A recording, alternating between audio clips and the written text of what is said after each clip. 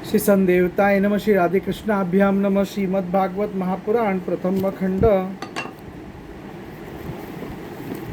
न हि क्रमश्चतामृत जन्मोम शरीणा नमस्तु ददात कर्म बियम यम स्नेहपासो निसर्गज वृद्धय स्वयं कृतस्ते तमिम विश्वसचसी। यदि संसार में प्राणियों के जीवन मरण का कोई क्रम है न रहे तो वे अपने प्रारब्ध के अनुसार जन्मते मरते रहेंगे। फिर तेरी आवश्यकता ही क्या है? तूने संबंधियों में स्नेह बंधन तो इसलिए डाल रखा है कि वे तेरी सृष्टि को बढ़ाए, परंतु इस प्रकार बच्चों को अपने किए किराए पर अपने हाथों पानी फेर रहा है।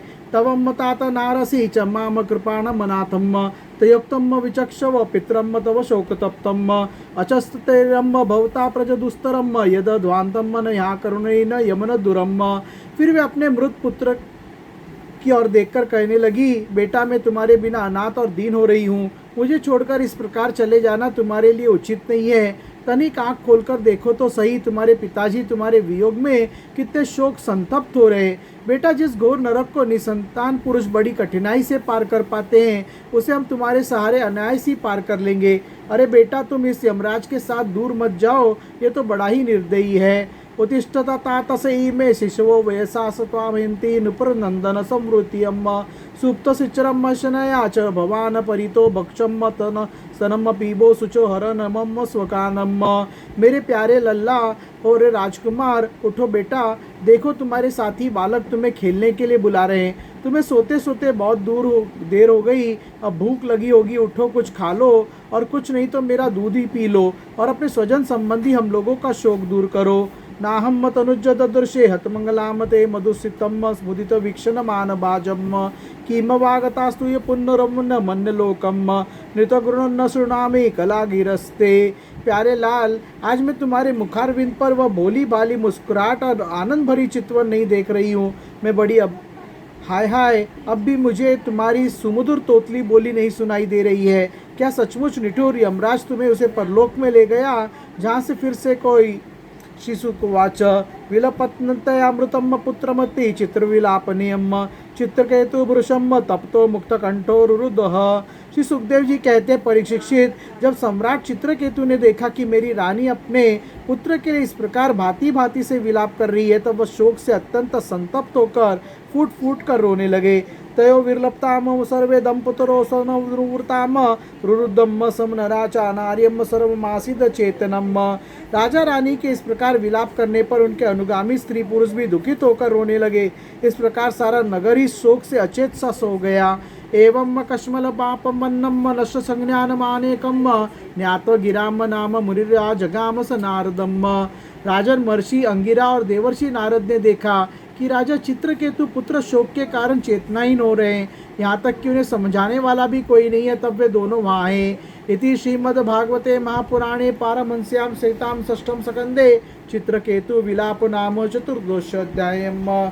हरे राम राम राम हरे हरे, हरे कृष्ण कृष्ण कृष्ण हरे हरे। श्री राधा शरणं मम, श्री राधा शरणं मम, श्री राधा शरणं मम, श्री राधा शरणं मम। अतः पंचमोदशोऽध्यायम्।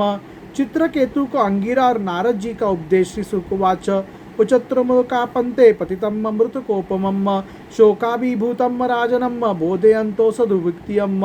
श्री सुखदेव जी कहते हैं, परीक्षित, राजा चित्रकेतु शोकाग्रस्त होकर मुर्दे के समान अपने मृत पास ही पड़े हुए थे। अब महर्षि अंगिरा और देवर्षि नारद उन्हें सुंदर सुंदर युक्तियों से समझाने लगे।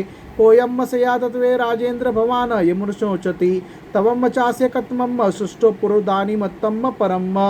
उन्होंने कहा, राजेंद्र, जिसके लिए तुम इतना शोक करे वह बालक इस जन्म और पहले के जन्मों में तुम्हारा कौन था, उसके तुम कौन थे, और अगले जन्मों में भी उसके साथ तुम्हारा क्या संबंध होगा।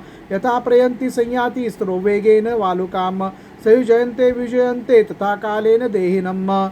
जैसे जल के वेग से बालू के कण एक दूसरे से जुड़ते और बिछुड़ते रहते हैं, वैसे ही समय के प्रभाव में प्राणियों का भी मिलन और बिच्छो होता रहता है।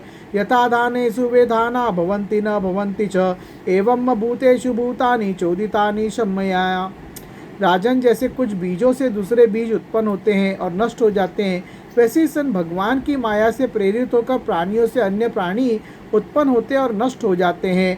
वयम च तवम च येम ते मे तुला कलाश चार चर चरम जन्म मृत्यु अर्थ पश्चात प्रांगणे मधुमोपीन भोम।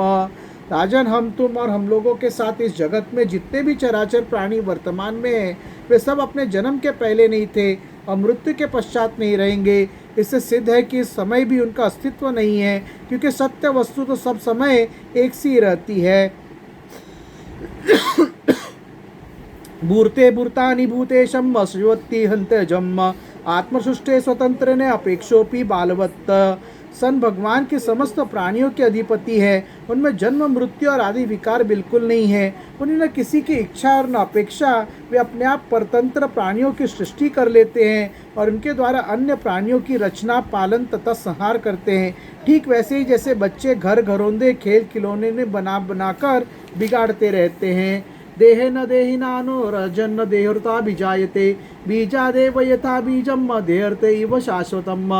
राजन, जैसे एक बीज से दूसरा बीज उत्पन्न होता है, वैसे ही पिता के देह द्वारा माता की देह से पुत्र की देह उत्पन्न होती है।